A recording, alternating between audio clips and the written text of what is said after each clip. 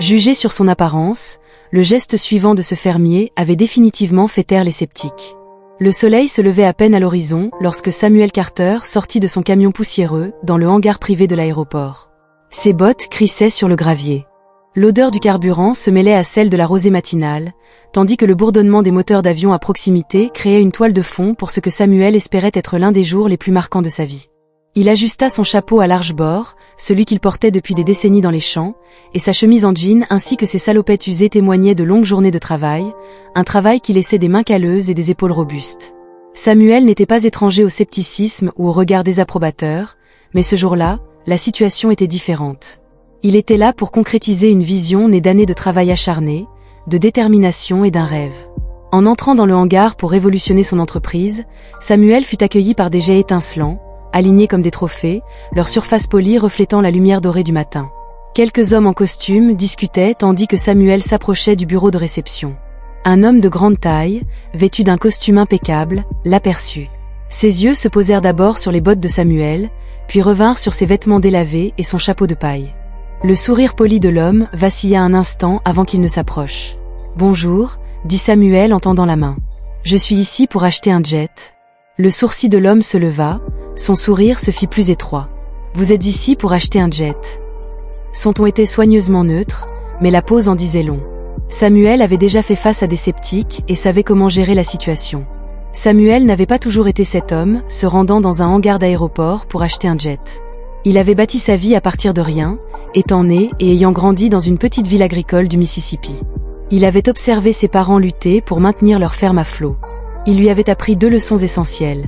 Ne laissez jamais vos circonstances vous définir et trouvez toujours un moyen de vous adapter. Au début de la vingtaine, Samuel avait hérité de la ferme familiale. Les champs étaient vastes, mais les bénéfices étaient minimes. Pendant des années, il avait investi toute son énergie pour trouver des moyens de survivre. Il avait tout essayé. Vendre sur les marchés locaux, se concentrer sur les produits saisonniers, travailler et même faire des petits boulots pendant les hivers rigoureux. Rien ne semblait suffire. Tout changea le jour où Samuel décida de rompre avec la tradition et d'innover, tandis que d'autres agriculteurs continuaient à vendre leurs produits dans les villes voisines. Samuel avait des ambitions plus grandes. Il réalisa que s'il pouvait expédier ses cultures dans des villes à travers le pays, il pourrait éliminer les intermédiaires et atteindre plus de clients directement. Ce ne fut pas facile. Les banques ne lui faisaient pas confiance et ses voisins le traitaient d'idiot, mais Samuel persista. Sa première grande opportunité se présenta lorsqu'il obtint un contrat avec une chaîne d'épicerie à Dallas. Samuel investit dans des camions réfrigérés, embaucha des travailleurs et bâtit un petit empire. Au cours de la décennie suivante, il élargit ses activités en ajoutant des produits laitiers et de la viande à son exploitation. À 50 ans, sa ferme fournissait de la nourriture à plus de 10 États, et ses clients comptaient sur lui pour des produits frais de qualité. Maintenant, à 57 ans, Samuel avait une nouvelle idée audacieuse, la livraison directe par avion. Le jet lui permettrait de transporter ses produits plus rapidement que ses concurrents, lui offrant ainsi un avantage et garantissant une fraîcheur inégalée. Ce jet n'était pas seulement un luxe, mais un outil capable d'élever son entreprise à un nouveau niveau. Cependant, en entrant dans un espace dominé par des cadres et des millionnaires, Samuel savait qu'il n'aurait pas l'air d'un homme qui ne comptait pas. Son succès ne se mesurait pas à ses vêtements ou à son apparence, mais aux vies qu'il touchait, de ses employés aux familles qui consommaient les produits de sa ferme. De retour dans le hangar, le regard du vendeur se posa à nouveau sur les bottes de Samuel, s'attardant cette fois sur la boue qui s'y était accrochée. « Quel type de jet vous intéresse ?» demanda-t-il d'un ton poli, mais empreint de scepticisme. Samuel sourit, un sourire qui portait le poids de 1000 levers de soleil sur les champs. Quelque chose de fiable, répondit-il, capable de transporter des produits frais à travers le pays sans problème. Mais la réaction du vendeur était loin d'être encourageante, et Samuel pouvait sentir une tempête se préparer sous la surface. Le vendeur s'éclaircit la gorge en ajustant le revers de sa manche parfaitement taillée. Son étiquette indiquait Elliott Blake, et tout chez lui, de la brillance de ses chaussures à la précision de sa coupe de cheveux, témoignait de sa sophistication. Elliott désigna la salle d'exposition où les Jet Slick reposaient comme des œuvres d'art sur des sols polis. « Eh bien, Monsieur Carter » commença-t-il, insistant sur le nom comme s'il n'était pas sûr qu'il appartenait à Samuel. « Ces avions sont conçus pour une clientèle spécifique. Êtes-vous certain que c'est ce que vous recherchez ?» Samuel n'avait pas manqué l'hésitation, il l'avait entendu trop souvent auparavant, parfois subtil, parfois clair. Mais il n'était pas là pour discuter. « Je sais ce dont j'ai besoin » répondit Samuel d'un ton neutre. « J'ai fait mes recherches. » Le sourire d'Elliott s'affaiblit. « Bien sûr, dit-il en conduisant Samuel vers un jet garé sous des lumières vives au plafond. C'est le Maverick 300. Il est idéal pour un usage professionnel, pouvant accueillir confortablement 8 personnes avec une excellente capacité de chargement. Le prix de départ est de 3,5 millions de dollars. La façon dont Elliot annonça ce montant semblait défier Samuel de réagir. Au lieu de cela, Samuel hocha la tête pensivement en s'approchant du jet. Il passa sa main le long de l'extérieur lisse, ses doigts traçant le savoir-faire. « Combien de poids peut-il supporter » demanda-t-il d'une voix ferme. Elliot hésita. « Cela dépend » répondit-il en choisissant soigneusement ses mots. « La plupart de nos clients l'utilisent pour les cadres et leurs bagages. Êtes-vous sûr qu'il convient à vos besoins » Samuel se tourna vers lui, son expression calme mais déterminée. « Je transporte des produits, pas des passagers. Les spécifications de poids sont cruciales. » Elliot cligna des yeux, visiblement déstabilisé. Il répéta le mot suspendu dans l'air, comme s'il n'appartenait pas à la conversation.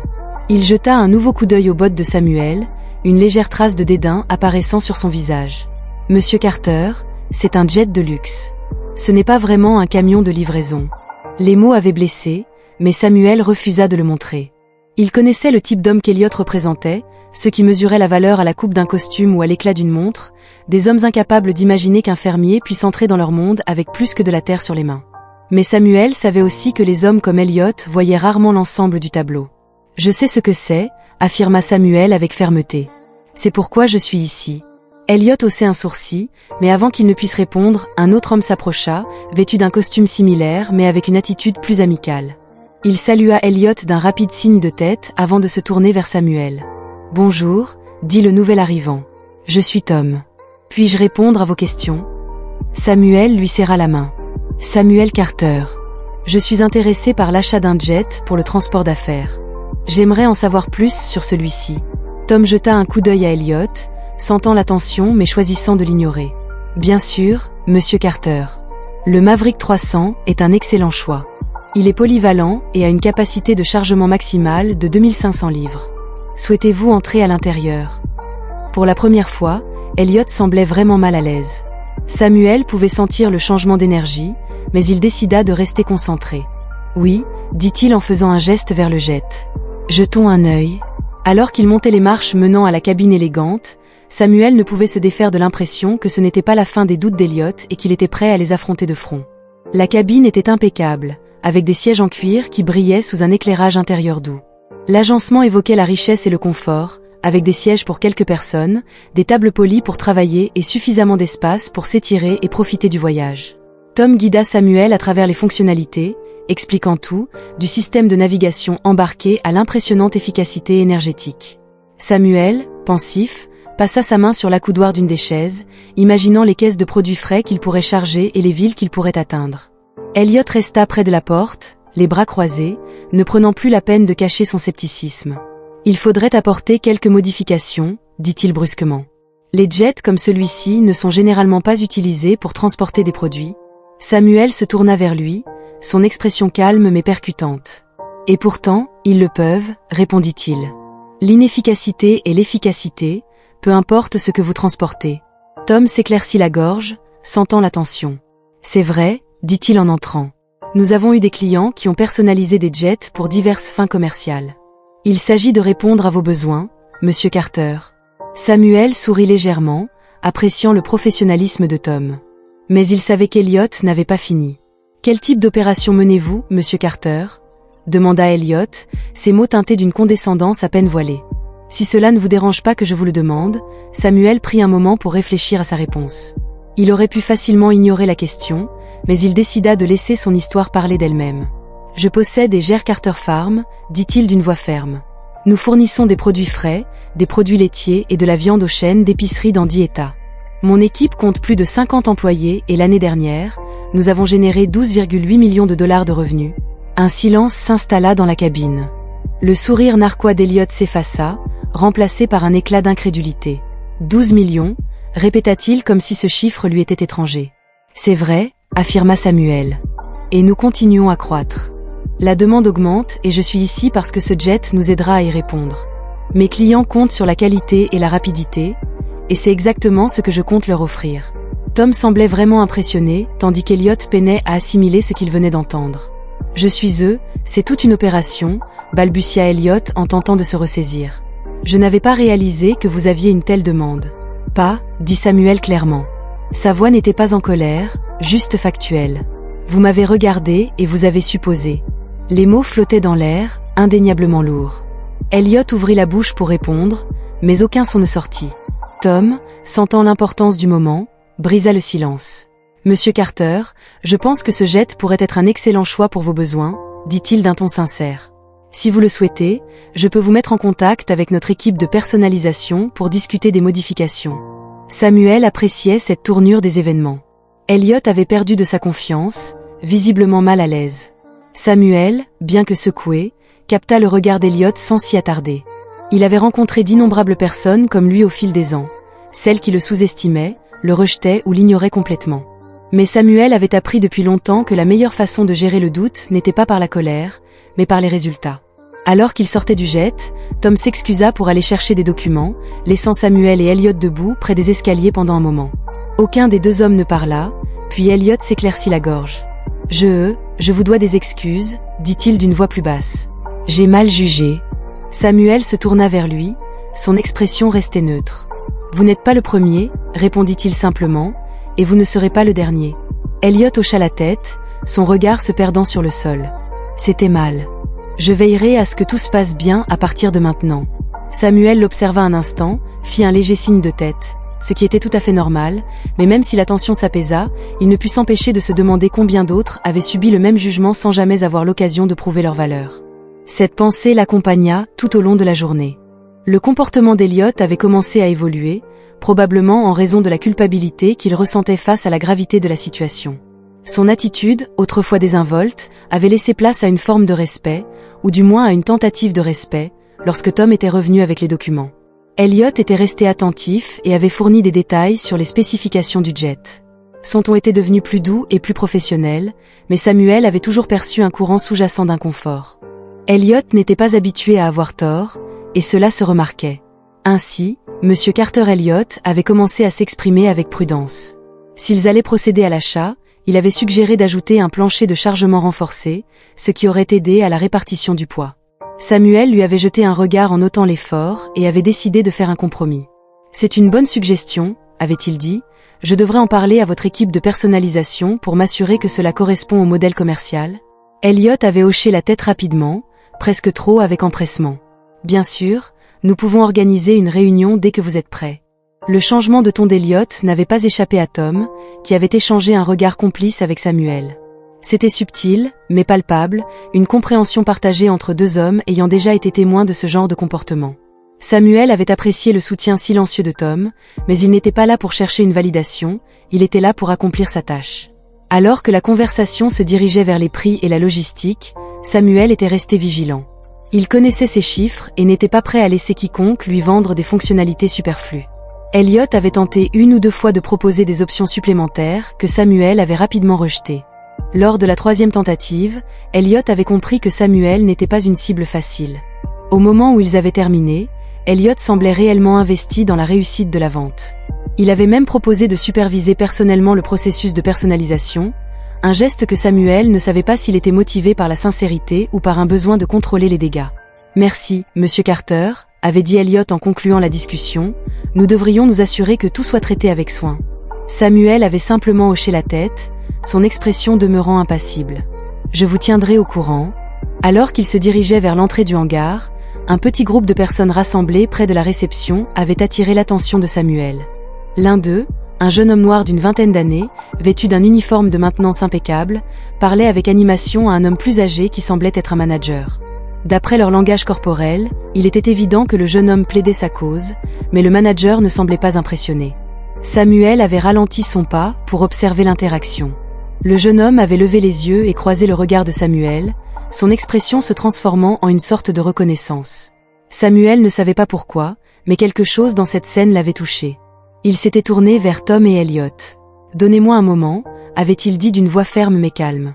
Il s'était approché du groupe, ses bottes résonnant sur le sol poli, alors qu'il s'approchait du directeur qui s'était tourné vers lui, son expression polie mais méfiante. « Puis-je vous aider, monsieur ?» avait demandé Samuel. Il avait regardé le jeune homme qui redressait sa posture sous le regard de Samuel. Que se passe-t-il ici ? Avait demandé Samuel d'un ton ferme mais autoritaire. Le jeune homme avait hésité à jeter un coup d'œil au directeur avant de répondre. Je demandais s'il y avait une ouverture pour un apprenti dans le programme de maintenance aéronautique, avait-il dit, mais je ne pense pas que je corresponde à ce qu'il recherche. Les mots avaient frappé Samuel plus fort qu'il ne l'aurait imaginé. Il s'était reconnu dans ce jeune homme, partageant la même détermination tranquille, le même désir de prouver sa valeur dans un monde qui juge souvent avant de comprendre. Mais Samuel n'allait pas laisser passer ce moment sans agir. Il avait eu une idée qui pourrait changer plus que le cours de sa propre journée. Samuel avait tourné son attention vers le directeur, son regard fixe mettant l'homme mal à l'aise. « Et pourquoi ne serait-il pas ce que vous recherchez ?» avait-il demandé d'une voix calme mais indubitablement ferme. Le directeur avait bégayé, visiblement pris au dépourvu. « Eh bien, monsieur, ce n'est pas qu'il ne soit pas qualifié, nous avons juste beaucoup de candidats et nous privilégions ceux qui ont plus d'expérience. » Samuel avait haussé un sourcil. Une expérience ou autre chose? Les yeux du jeune homme s'étaient écarquillés, ses lèvres s'étaient entr'ouvertes comme pour parler, mais il les avait rapidement pressées l'une contre l'autre. Samuel pouvait voir le conflit sur son visage, l'envie de se défendre se heurtant à des années d'apprentissage à ne pas faire de vagues. « Quel est ton nom, fils ?» avait demandé Samuel en se tournant vers le jeune homme. « Derek » avait-il répondu, sa voix ferme malgré la tension. « Derek Porter ?» Eh bien, Derek, avait dit Samuel assez fort pour que tout le monde dans les environs entende, je ne sais pas grand-chose sur la maintenance aéronautique, mais je reconnais le talent et la détermination quand je les vois, et vous avez les deux ? Derek avait l'air abasourdi, tandis que le manager s'agitait mal à l'aise. Samuel s'était retourné vers lui. J'achète un jet de ce hangar, un jet qui nécessitera de l'entretien. Maintenant, si je dois faire confiance à votre équipe avec mon investissement, je veux savoir que vous offrez des opportunités à ceux qui souhaitent travailler pour elle. Le visage du directeur était devenu rouge, mais il s'était rapidement ressaisi. « Bien sûr, monsieur, » avait-il dit d'une voix tendue, « nous serions heureux de reconsidérer la candidature de Derek. » Samuel avait hoché la tête, satisfait mais pas dupe. Il s'était tourné vers Derek. « J'ai été à ta place, » avait-il dit doucement. « Ne laisse personne te dire ce que tu vaux s'il ne te donne pas une chance. Trouve quelqu'un qui le fera. » Derek avait hoché la tête avec une expression mêlée de gratitude et de détermination. « Merci, monsieur, » avait-il dit, « je n'oublierai pas cela. » Samuel avait esquissé un léger sourire. « Moi non plus. » Alors qu'il retournait vers Tom et Elliot, il pouvait sentir leur regard sur lui, les questions non formulées flottant dans l'air. Il n'avait offert aucune explication, n'éprouvant pas le besoin de tout mettre au clair. « Tu as réglé ça ?» avait demandé Tom en essayant d'alléger l'atmosphère. Samuel avait hoché la tête. « Je terminais simplement les choses en suspens. » Elliot semblait vouloir dire quelque chose, mais était resté silencieux pour la première fois de la journée. Il avait l'air vraiment pensif, comme si les événements avaient changé quelque chose en lui. Lorsque Samuel était sorti, l'air vif l'avait frappé, portant une légère odeur de kérosène.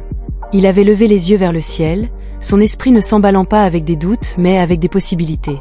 Le jet n'était pas seulement un outil pour les affaires, c'était une déclaration, un symbole de ce qui pouvait être accompli lorsque l'on refuse de laisser les autres définir ses limites. Mais pour Samuel, la véritable victoire n'était pas le jet, c'était de savoir qu'il avait fait une différence pour quelqu'un. Le parcours d'un autre, tout comme d'autres l'avaient fait pour lui il y a longtemps. Alors qu'il s'éloignait de l'aéroport, le poids de la journée commençait à peser sur lui. L'affaire était conclue, le jet était à lui, mais ce n'était pas cela qui le marquait, c'était le regard sur le visage de Derek, l'étincelle d'espoir que Samuel reconnaissait trop bien. Il savait combien il était rare que quelqu'un croie en vous lorsque les chances semblaient contre vous. Il repensa à son propre parcours, aux innombrables fois où il avait été sous-estimé, rejeté ou totalement ignoré. Mais il était là, un agriculteur du Mississippi sur le point d'utiliser un jet privé pour transporter des produits frais à travers le pays, non pas parce qu'il correspondait au modèle de ce à quoi le succès était censé ressembler, mais parce qu'il avait refusé de laisser les autres définir son succès. Le succès n'était pas seulement une question d'argent ou d'accomplissement, il s'agissait des vies que vous aviez touchées en cours de route, des personnes que vous aviez aidées quand elles en avaient besoin. Quelqu'un d'autre le ferait, et Samuel savait que son histoire, sa présence et ses choix avaient le pouvoir de changer les perspectives, même si ce n'était qu'un peu. C'était la leçon qu'il espérait que les autres tireraient de son parcours. La résilience ne consistait pas à ignorer les sceptiques, mais à leur prouver. Le mal et l'humilité ne consistaient pas à rester silencieux, mais à laisser vos actions parler plus fort que leur jugement. Samuel était venu à l'aéroport pour un jet, mais il était reparti avec quelque chose de bien plus précieux. Un rappel que chaque pas en avant pouvait ouvrir la voie à quelqu'un d'autre. À tous ceux qui regardent, rappelez-vous ceci. Vous êtes plus que ce que le monde voit, vos rêves sont valables, votre travail est significatif et votre persévérance comptera toujours. Si l'histoire de Samuel vous a inspiré, n'oubliez pas d'aimer, de partager et de vous abonner, et surtout, ne cessez jamais de croire en votre valeur.